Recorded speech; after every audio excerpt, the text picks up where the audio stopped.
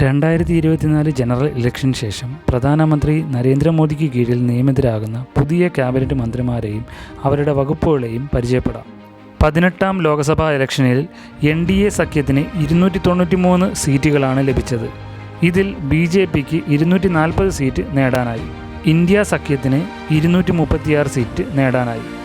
നിലവിൽ ലഭ്യമാകുന്ന വിവരമനുസരിച്ച് 18ാം ലോക്സഭയിലേക്ക് 72 കേന്ദ്രമന്ത്രിമാരാണ് പ്രൈം മിനിസ്റ്റർ മോദിക്ക് കീഴിൽ അംഗമായിട്ടുള്ളത്. അതിൽ 31 പേർ ക്യാബിനറ്റ് പദവിയുള്ള മന്ത്രിമാരാണ്. 5 പേർ സ്വതന്ത്ര ചുമതലയുള്ള മന്ത്രിമാരായി ചുമതലയേൽക്കുന്നു. കൂടാതെ 31 സഹമന്ത്രിമാരും ഉൾക്കൊള്ളുന്നതാണ് മോദിയുടെ 3ാം മന്ത്രിസഭയിലെ അംഗങ്ങൾ. ഇവരിൽ കേന്ദ്രമന്ത്രിമാരിൽ 5 പേർ മാത്രമാണ് BJPക്ക് പുറത്തുനിന്ന് വന്നവർ. അവരാരൊക്കെയാണെന്ന് നമുക്ക് വിശദമായി പരിചയപ്പെടാം. ആദ്യമായി മോദി സർക്കാർ 3.0യിലെ കേന്ദ്ര ക്യാബിനറ്റ് മന്ത്രിമാരും അവരുടെ വകുപ്പുകളും അവരേത് കോൺസ്റ്റിറ്റ്യുവൻസിയിൽ നിന്നാണ് മത്സരിച്ച് വിജയിച്ചതെന്നും നമുക്ക് നോക്കാം. ആദ്യമായി നരേന്ദ്രമോദി. അദ്ദേഹം തന്നെയാണ് നിലവിലെ പ്രധാനമന്ത്രി. അദ്ദേഹത്തിൻ്റെ മറ്റ് ചുമതലകളാണ് ministry of personnel, public governance and pensions, department of atomic energy, department of space. ഇതുകൂടാതെ മറ്റ് മന്ത്രിമാർക്ക് നൽകപ്പെടാത്ത വിശിഷ്ട ചുമതലകളും അദ്ദേഹം വഹിക്കുന്നു. ഇദ്ദേഹം വഡോദരയിലും വാരണാസിയിലും മത്സരിച്ച് വിജയിച്ചാണ് 18ാം ലോക്സഭയിലേക്ക് അംഗമായിട്ടുള്ളത്. ഇതിൽ വാരണാസിയിൽ അദ്ദേഹം 1.52 ലക്ഷം വോട്ടുകളുടെ ഭൂരിപക്ഷം നേടിയാണ് വിജയിച്ചത്. BJPയുടെ മുതിർന്ന നേതാക്കളുടെയൊന്നും പദവിക്ക് പ്രത്യേക മാറ്റമൊന്നും വരുത്തിയിട്ടില്ല. മുതിർന്ന നേതാക്കളുടെയെല്ലാം പദവി അതുപോലെ തന്നെ പുനർനിശ്ചയിച്ചിട്ടുണ്ട്. അടുത്തതായി അമിത് ഷാ. ഇദ്ദേഹം 2014 മുതൽ 2020 വരെ BJPയുടെ അധ്യക്ഷനായിരുന്നു. ഇദ്ദേഹത്തിൻ്റെ പദവിക്കും മാറ്റമില്ല. ഇത്തവണയും ഇന്ത്യയുടെ ആഭ്യന്തരമന്ത്രിയായി തിരഞ്ഞെടുക്കപ്പെട്ടത് അമിത് ഷായാണ്. അദ്ദേഹത്തിന് മുൻപുണ്ടായിരുന്ന സഹകരണ വകുപ്പും ഇപ്പോൾ നൽകിയിട്ടുണ്ട്. ഗുജറാത്തിലെ ഗാന്ധിനഗറിൽ നിന്നാണ് അദ്ദേഹം മത്സരിച്ച് വിജയിച്ചത്. അടുത്തതായി രാജ്നാഥ് സിംഗ്.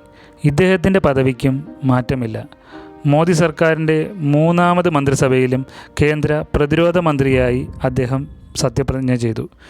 UPയിലെ ലക്നൌവിൽ നിന്നുള്ള ഉയർന്ന ലോകസഭാംഗം കൂടിയാണ് രാജ്നാഥ് സിംഗ്. നിർമ്മല സീതാരാമൻ വീണ്ടും കേന്ദ്ര ധനകാര്യ കോർപ്പറേറ്റ് വകുപ്പ് മന്ത്രിയായി ചുമതലയേറ്റു. രാഷ്ട്രീയ നിരീക്ഷകരുടെ അഭിപ്രായപ്രകാരം ധനകാര്യ വകുപ്പ് കൈകാര്യം ചെയ്യാൻ നിർമ്മല സീതാരാമനോളം പ്രാഗൽഭ്യമുള്ള മറ്റ് നേതാക്കൾ ഇപ്പോൾ NDA സഖ്യത്തിൽ ഇല്ല എന്നാണ്. തമിഴ്നാട്ടിൽ നിന്നുള്ള മുതിർന്ന BJP നേതാവാണ് നിർമ്മല സീതാരാമൻ. എന്നാൽ അവർ ബംഗളൂരു നോർത്തിൽ നിന്നാണ് ഇത്തവണ തിരഞ്ഞെടുക്കപ്പെട്ടത്. S ജയശങ്കർ. 2018 മുതൽ ഇന്ത്യയുടെ വിദേശകാര്യം കൈകാര്യം ചെയ്യുന്ന മന്ത്രിയാണ് S ജയശങ്കർ. മോദി സർക്കാരിൻ്റെ 3ാം മന്ത്രിസഭയിലും അദ്ദേഹം അദ്ദേഹത്തിൻ്റെ പദവി നിലനിർത്തി. അടുത്തതായി നിതിൻ ഗഡ്കരി. ഇദ്ദേഹത്തിൻ്റെ പദവിക്കും മാറ്റമില്ല. മുൻപുണ്ടായിരുന്ന റോഡ് ട്രാൻസ്പോർട്ട് ആൻഡ് ഹൈവേസ് തന്നെയാണ് ഇപ്പോഴും ഇദ്ദേഹത്തിൻ്റെ പദവി. നാഗ്പൂരിൽ നിന്ന് മത്സരിച്ച് കോൺഗ്രസിൻ്റെ വികാസ് താത്രയെ 6.5 ലക്ഷം വോട്ടിന് തോൽപ്പിച്ചാണ് അദ്ദേഹം ഇത്തവണ ലോകസഭാംഗമായത്. അടുത്തതായി അശ്വനി വൈഷ്ണവ്. 2021 മുതൽ റെയിൽവേ, ഇലക്ട്രോണിക്സ് ആൻഡ് IT വകുപ്പുകൾ കൈകാര്യം ചെയ്തിരുന്ന അശ്വനി വൈഷ്ണവിന് ഇൻഫർമേഷൻ ആൻഡ് ബ്രോഡ്കാസ്റ്റിംഗ് വകുപ്പ് കൂടി കൊടുത്തിട്ടുണ്ട്. മുൻപ് ഈ വകുപ്പ് കൈകാര്യം ചെയ്തിരുന്നത് അനുരാഗ് ഠാക്കൂറാണ്.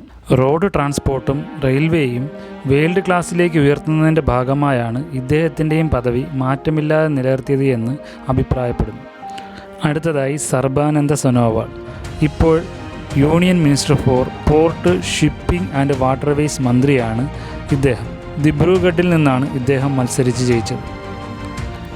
JP NADA. BJPയുടെ ദേശീയ അധ്യക്ഷൻ കൂടിയായ JP നാഡ ഇപ്പോൾ കേന്ദ്ര ക്യാബിനറ്റ് മന്ത്രിയായി ചുമതലയേറ്റു. ഹെൽത്ത് ആൻഡ് വെൽഫെയറും മിനിസ്ട്രി ഓഫ് കെമിക്കൽസ് ആൻഡ് ഫെർട്ടിലൈസേഴ്സുമാണ് ഇദ്ദേഹം കൈകാര്യം ചെയ്യുന്ന വകുപ്പ്. കഴിഞ്ഞ മോദി ഗവൺമെൻറ്റിലെ ഹെൽത്ത് മിനിസ്റ്ററായിരുന്നു ഇദ്ദേഹം. Shivraj Singh Chouhan. Agriculture, farmers welfare and rural development കേന്ദ്രമന്ത്രിയാണ് ഇദ്ദേഹം. 2005 മുതൽ 2023 വരെ 18 വർഷം മധ്യപ്രദേശിലെ മുഖ്യമന്ത്രിയായിരുന്നു ഇദ്ദേഹം. മുതിർന്ന BJP നേതാവായ ഇദ്ദേഹം ബീഹാറിലെ ബെഗുസാരായിൽ നിന്നാണ് തിരഞ്ഞെടുക്കപ്പെട്ടത്. Manohar Lal Khattar. Ministry of power, housing and urban affairs ചുമതലകളാണ് ഇദ്ദേഹത്തിന് നൽകിയിരിക്കുന്നത്. മുൻ ഹരിയാന മുഖ്യമന്ത്രിയാണ് ഇദ്ദേഹം.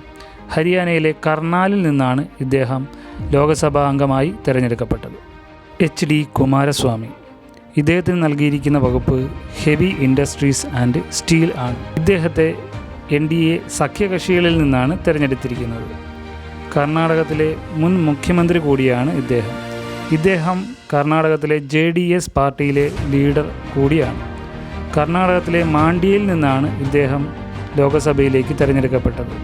മുൻ പ്രധാനമന്ത്രി HD ദേവഗൗഡയുടെ മകനുമാണ് ഇദ്ദേഹം. പീയൂഷ് ഗോയൽ.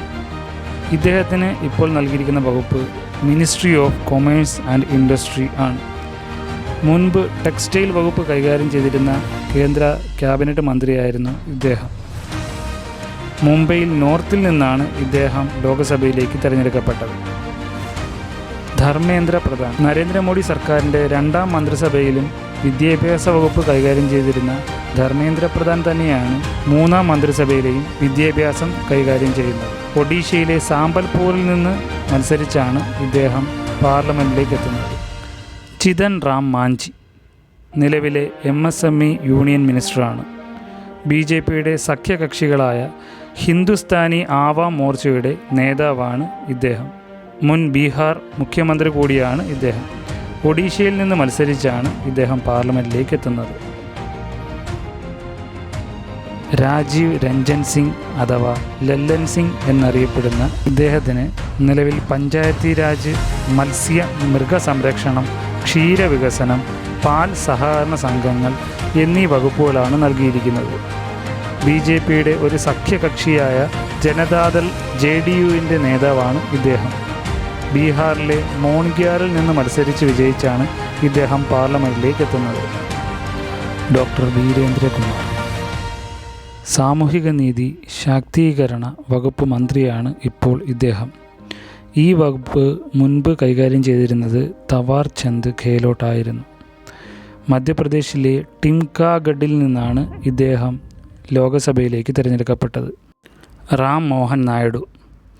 നിലവിലെ സിവിൽ ഏവിയേഷൻ വകുപ്പ് മന്ത്രിയാണ്. BJPയുടെ സഖ്യകക്ഷിയായ തെലുങ്ക് ദേശം പാർട്ടി നേതാവാണ് ഇദ്ദേഹം. ആന്ധ്രാപ്രദേശിലെ ശ്രീകാകുളം നിന്നുള്ള പാർലമെൻറ്റേറിയൻ അംഗമാണ് ഇദ്ദേഹം. പ്രഹ്ലാദ് ജോഷി. നിലവിൽ ministry of consumer affairs, food, public distribution and new and renewable energy വകുപ്പ് മന്ത്രിയാണ് ഇദ്ദേഹം. മുൻ മന്ത്രിസഭയിൽ കൽക്കരി ഖനി വകുപ്പ് കേന്ദ്രമന്ത്രിയായിരുന്നു. കർണാടകയിലെ ധർവാഡ് ലോകസഭാ മണ്ഡലത്തിൽ നിന്നും മത്സരിച്ച് വിജയിച്ചാണ് അദ്ദേഹം പാർലമെൻറ്റിലേക്ക് എത്തുന്നത്. ജുവൽ ഓറം. ട്രൈബൽ അഫയേഴ്സ് മന്ത്രിയാണ് ഇദ്ദേഹം. ആദിവാസി ക്ഷേമ വകുപ്പ് കൈകാര്യം ചെയ്യുന്നു. ഒഡീഷയിലെ സുന്ദർഗഡ് നിന്നാണ് ഇദ്ദേഹം ലോകസഭാംഗമായി തിരഞ്ഞെടുക്കപ്പെട്ടത്. ഗിരിരാജ് സിംഗ്. 21ാമത് മിനിസ്ട്രി ഓഫ് ടെക്സ്റ്റൈൽസ് മന്ത്രിയാണ് ഇദ്ദേഹം. മുൻ മന്ത്രിസഭയിൽ ഈ വകുപ്പ് കൈകാര്യം ചെയ്തിരുന്നത് പീയൂഷ് ഗോയലാണ്. ഗിരിരാജ് സിംഗ് മുൻ മന്ത്രിസഭയിലെ ഗ്രാമവികസന പഞ്ചായത്ത് രാജ് മന്ത്രിയായിരുന്നു. ബീഹാറിലെ ബെഗുസാരായിൽ നിന്നാണ് ഇദ്ദേഹം ലോകസഭയിലേക്ക് തിരഞ്ഞെടുക്കപ്പെട്ടത്. ജ്യോതിരാദിത്യ സിന്ധ്യ.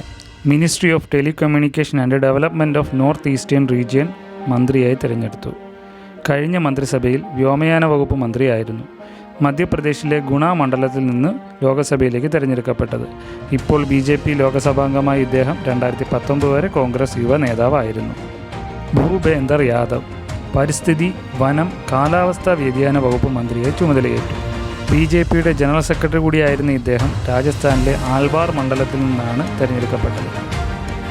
ഗജേന്ദ്ര സിംഗ് ഷെഖാവത്ത്. സാംസ്കാരിക ടൂറിസം മന്ത്രിയായി ചുമതലയേറ്റു. മുൻ മന്ത്രിസഭയിൽ ജൽശക്തി മന്ത്രാലയത്തിലെ ഒരു ക്യാബിനറ്റ് മന്ത്രിയായിരുന്നു. രാജസ്ഥാനിലെ ജോധ്പൂർ മണ്ഡലത്തിൽ മത്സരിച്ച് വിജയിച്ചാണ് ഇദ്ദേഹം 18ാമത് ലോകസഭയിലെ ഒരംഗമായി തിരഞ്ഞെടുക്കപ്പെടുന്നത്. അന്നപൂർണ ദേവി. ഇപ്പോൾ വനിതാ ശിശുക്ഷേമ വകുപ്പ് മന്ത്രിയാണ്. മുൻ മന്ത്രിസഭയിൽ സ്മൃതി ഇറാനിയാണ് ഈ വകുപ്പ് കൈകാര്യം ചെയ്തിരുന്നത്. 2ാം മോഡി സർക്കാർ മന്ത്രിസഭയിലെ സംസ്ഥാന ചുമതലയുള്ള കേന്ദ്ര വിദ്യാഭ്യാസ വകുപ്പ് മന്ത്രിയായി ചുമതല അനുഷ്ഠിച്ചിട്ടുണ്ട്. നിലവിലെ BJPയുടെ ദേശീയ വൈസ് പ്രസിഡൻ്റാണ് ഇദ്ദേഹം. ജാർഖണ്ഡിലെ കൊഡർമയിൽ നിന്ന് മത്സരിച്ച് വിജയിച്ചാണ് ഇദ്ദേഹം ലോകസഭയിലേക്ക് എത്തുന്നത്. കിരൺ റിജിജു. മോദി സർക്കാരിൻ്റെ മൂന്നാമത് മന്ത്രിസഭയിൽ parliamentary affairs and minority affairs മന്ത്രിയായി ചുമതലയേറ്റു. കഴിഞ്ഞ മന്ത്രിസഭയിൽ ആഭ്യന്തര വകുപ്പ് സഹമന്ത്രിയായിരുന്നു. അരുണാചൽ പ്രദേശ് വെസ്റ്റ് മണ്ഡലത്തിൽ നിന്ന് മത്സരിച്ച് വിജയിച്ചാണ് ഇദ്ദേഹം പാർലമെൻറ്റ് അംഗമാവുന്നത്. ഹർദീപ് സിംഗ് പുരി 33ാമത് പെട്രോളിയം പ്രകൃതിവാതക വകുപ്പ് മന്ത്രിയാണ്. മോദിയുടെ മൂന്നാം ഗവൺമെൻറ്റിലും മന്ത്രിപദം നിലനിർത്താൻ ഇദ്ദേഹത്തിനായി. പഞ്ചാബിലെ അമൃത്സറിൽ നിന്ന് മത്സരിച്ച് വിജയിച്ചാണ് ഇദ്ദേഹം പാർലമെൻറ്റിലേക്ക് എത്തുന്നത്. Mansukh Mandaviya ministry of youth affairs, sports, labour and employment വകുപ്പ് മന്ത്രിയെ ചുമതലയേറ്റു. മുൻ മന്ത്രിസഭയിൽ ആരോഗ്യ, കുടുംബക്ഷേമ, രാസവള വകുപ്പ് മന്ത്രിയായിരുന്നു. ഗുജറാത്തിലെ പോർബന്ദർ മണ്ഡലത്തിൽ നിന്ന് മത്സരിച്ച് വിജയിച്ചാണ് ലോക്സഭയിലേക്ക് എത്തുന്നത്. G Kishan Reddy ministry of coal and mines, കൽക്കരി മന്ത്രാലയം കൈകാര്യം ചെയ്യുന്നു. മുൻപ് ഈ വകുപ്പ് കൈകാര്യം ചെയ്തിരുന്നത് പ്രഹ്ലാദ് ജോഷിയാണ്. സെക്കന്ദരാബാദിൽ നിന്നും പാർലമെൻറ്റിലേക്ക് തിരഞ്ഞെടുക്കപ്പെട്ടു. ചിരാഗ് പാസ്വാൻ ഭക്ഷ്യ സംസ്കരണ വകുപ്പ് മന്ത്രിയായി ചുമതലയേറ്റു. ഇദ്ദേഹം BJPയുടെ സഖ്യകക്ഷിയായ ലോക് ജനശക്തി പാർട്ടി പ്രസിഡന്റാണ്. മുൻ കേന്ദ്രമന്ത്രി രാംവിലാസ് പാസ്വാന്റെ മകനാണ് ഇദ്ദേഹം. ബീഹാറിലെ ഹാജിപൂരിൽ നിന്ന് മത്സരിച്ച് വിജയിച്ചാണ് ഇദ്ദേഹം ലോക്സഭയിലേക്ക് എത്തുന്നത്.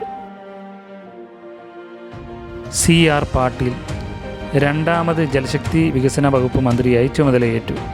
2019 ജലശക്തി മന്ത്രാലയം രൂപീകരിക്കുന്നത്. ഇതിനു മുമ്പ് ജലശക്തി മന്ത്രിയായിരുന്നത് ഗജേന്ദ്ര സിംഗ് ഷെഖാവത്താണ്. 17ാം ലോക്സഭയിലും അംഗമായിരുന്ന ഇദ്ദേഹം ഗുജറാത്തിലെ നവസാരയിൽ നിന്ന് 4ാം തവണയും വിജയിച്ചാണ് ലോക്സഭയിലേക്ക് എത്തുന്നത്. നമ്മളിപ്പോൾ മൂന്നാമത് മോദി സർക്കാരിൻ്റെ 31 കേന്ദ്രമന്ത്രിമാരും അവരുടെ പോർട്ട്ഫോളിയോയും കോൺസ്റ്റിറ്റ്യുവൻസിയും എന്താണെന്ന് നോക്കി. ഇതുകൂടാതെ സ്വതന്ത്ര ചുമതലയുള്ള 5 മന്ത്രിമാർ കൂടെയുണ്ട്. അതല്ലാതെ 36 സഹമന്ത്രിമാരും മോദി സർക്കാരിൻ്റെ മൂന്നാമത് മന്ത്രിസഭയിലെ അംഗങ്ങളാണ്. ഈ വീഡിയോ നിങ്ങൾക്ക് ഇഷ്ടമായെങ്കിൽ ലൈക്ക് ചെയ്യാൻ മറക്കല്ലേ.